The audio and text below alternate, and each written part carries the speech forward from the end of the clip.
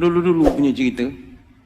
Sebab itu kita tak boleh memadamkan sejarah bahawa Portugis, Belanda, Inggeris datang kerana nak agama. Itu sejarah. Tapi kenapa mereka gagal? Sebab orang tua-tua kita pertahankan, perjuangkan. Baik itu sekali lagi hadirin hadirat, kita kena terima kasih ke orang tua-tua kita dahulu. 24 Ogos tahun 1511, ketika Portugis masuk ke Melaka, dia jajah Melaka selama 130 tahun, bukan sekejap. Bukannya sebulan dua, bukan 5 tahun, 130 tahun. Setelah Kesultanan Melayu Melaka berdiri gagah selama 110 tahun. Kuat dah, kita baru 62 tahun, jangan act lah. Jangan act sangat. Melaka yang sebegitu gagah 110 tahun tombang dengan Portugis, dijajah pula 130 tahun. Tapi adakah orang tua-tua kita ketika Portugis menjajah itu mereka pakat tidur beramai-ramai? Adakah mereka perangai macam kita main telefon siang malam pagi petang? Tidak. Orang tua-tua dulu tak pernah tidur. Tahun 1521 kita ucap terima kasih saudara-saudara kita dari utara Sumatera Utara, khususnya di Aceh, yang bertali arus membantu menyerang Portugis daripada Aceh. Tahun 1521 Sultan Ali Muhayyad Shah, Sultan Aceh pertama, dia serang Melaka.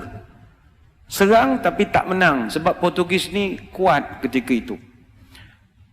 Datang pula Sultan Alauddin Al-Qahar, Sultan Aceh yang ketiga. Dia serang Melaka 3 kali. 1537 dia serang, kalah. 1547 dia serang guna kapal, pun kalah. Tahun 1564 dia minta bantuan dari kerajaan Turki Utsmani. Semasa itu kerajaan Turki Utsmani diperintah oleh Sultan Sulaiman yang merupakan Sultan Turki Utsmaniyah yang ke-10, minta tolong tapi gagal. Adakah Portugis terlampau kuat? Tidak juga. Portugis tak kuat. Tapi di kalangan orang Melaka ketika itu seronok kerja dengan Portugis. Jadi dia orang dah dapat gaji, ada allowance, ada pangkat, ada apa. Dia orang pula mempertahankan Portugis siang malam pagi petang. Jadi Portugis main wayang sajalah. Orang-orang kita yang berlawan sesama kita. Kemudian Sultan Ali Riayat Shah, Sultan Aceh yang ke-9, serang Melaka 3 tahun berturut-turut. 1573, 1575, 1577. Tapi tak menang, pembelot ramai. Sambung balik Dik Sultan Iskandar Muda, Sultan Aceh yang ke-12. Dia serang 2 tahun, 1615 dengan 1638. Hasil daripada serangan demi serangan bertali arus, akhirnya Portugis lemah. 1641, Belanda datang. Bila Belanda datang, orang Aceh dah penat dah menolong. Orang tempatan masih lagi seronok dengan baju uniform, dapat apa, komen seronok, dapat jadi pegawai kerajaan, jadi orang pencen. Tak ada dia berjuang melawan Belanda dah. Belanda datang tahun 1641, kita ucap terima kasih lah kepada saudara-saudara kita dari Makassar, Bugis. Orang Bugis yang banyak menolong kita. Orang Belanda datang jajah Melaka Johor berapa tahun? 183 tahun. 183 tahun. Datanglah orang-orang Bugis tahun 1782 sampai 1784, yang itu memang serang habis-habisan. Maka dicatatkan dengan tinta emas dalam sejarah negara. Muncullah satu orang pahlawan terbilang, marhum Raja Haji Fi Sabilillah Ibni Daing Celak, yang digelarkan marhum Teluk Ketapang. Bagi tuan-tuan di Selangor, kena kenangkan marhum Raja Haji Fisabilillah. Apa sebab? Dia ni yang di Pertuan Muda Kesultanan Johor Riau Lingga yang ke-4. Dia Tengku Mahkota Raja Muda.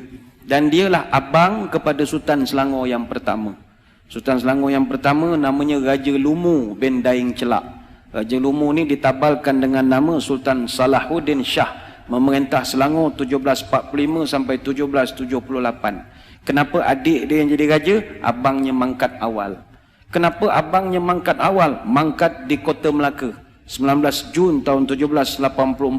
Umur baru 57 tahun. Ketika jenazahnya ditemui, tangan kanannya memegang kitab Dalailul Khairat, tangan kiri memegang badik. Dia lawan Belanda sampai ke Kota Melaka. tapi akhirnya gugur menjadi seorang syahid. Kenapa mereka ni berjuang berhabis-habisan? Nak pastikan orang putih, jangan kau nak tukar agama cucu cicit aku. Itu aja. Itu dia dari Makassar, apa kena mengena dengan Melaka? Ukhuwah Islamiyah. 1786 Inggeris datang ke tanah Melayu. Mula-mula dia datang masuk ikut Pulau Pinang. Dia masuk Pulau Pinang, dia tukar habis sejarah Pulau Pinang. Dia dakwa dia pula yang membuka Pulau Pinang. Apa benda dia pula membuka Pulau Pinang? Ingat kita ni tak reti yang buka negeri agaknya. Maka terpadamlah sampai sekarang sejarah sebenar pembuka awal Pulau Pinang tahun 1730. Siapa yang buka Pulau Pinang tahun 1730? Datuk Jenatun. Datuk Jenatun ni atau nama sebenarnya Jenan bin Rajo Labu bin Rajo Gandam bin Rajo Manguyang dari Gunung Sahilan bin Rajo Kuoso bin Rajo Bakilap Alam Bertegak Gelar Tunku Bagaiwang yang pertama, Raja Alam Minangkabau. Mak dia putih sangat Indo Dunia. Orang Pagaruyuang, orang Sumatera yang membuka Pulau Pinang. Tapi sejarah itu dipadamkan dengan kemasukan Inggris. 88 tahun kemudian dia tipu pula orang Melayu tahun 1874 menerusi perjanjian Pangko yang penuh dengan muslihat. Akhirnya orang putih jajah negara kita berapa tahun? Bukan 10 tahun, 117 tahun. Tapi adakah nenek moyang kita tidur? Tidak. Bangkit satu persatu, Dol Said, Rentap, Mat Saleh, Maharaja Lela, Tok Bahaman, Tok Janggut, Haji Abdul Rahman Limbung, dan senarai itu begitu panjang sekali. Apa rasional mereka berjuang? Allah. Sebab itu orang tua-tua wujudkan satu perkataan namanya merdeka. Merdeka ini simbolik daripada huruf mim, ra, dal, ya, kaf, alif. Merdeka. Mengikut Rasul dan yakin kepada Allah. Itulah merdeka. Mereka tahu mereka takkan dapat menengok hasil.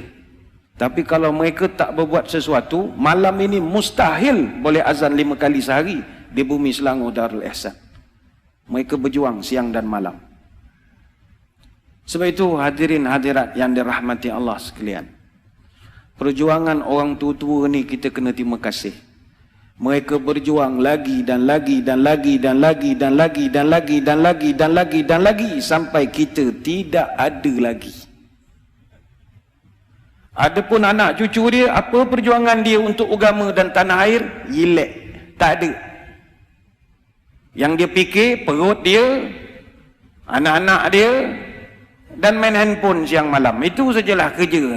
Tak ada. Ni bukan orang sini, ni orang Kuantan. Orang sini semua bagus. Sini semua fikir masalah umat semua. Kang keluar video marah pula orang Kuantan. Orang Afrika, orang Afrika. Kang kena gam pula Kuantan kang. Orang Afrika. Maka sewajarnya sebab kita sebagai generasi selepas merdeka, hayatilah semangat pengorbanan ini. Habis nak korban apa lagi Ustaz? Semua dah okey, saya kerja pun dah pencen, anak pun dah kerja, masuk universiti, nak berjuang apa? Marilah kita pertahankan kemerdekaan ini, khususnya mempertahankan kesucian akidah ahli sunnah wal jamaah. Sekarang ini zaman cabaran kita gugat akidah. Itu lain. Kalau dulu orang nak cabut akidah, kalau sekarang ini dia goyangkan akidah. Inilah perkara yang pernah disebut oleh baginda Nabi SAW. Badiru bi'amal fitanan kaqtita'il lail muzlim.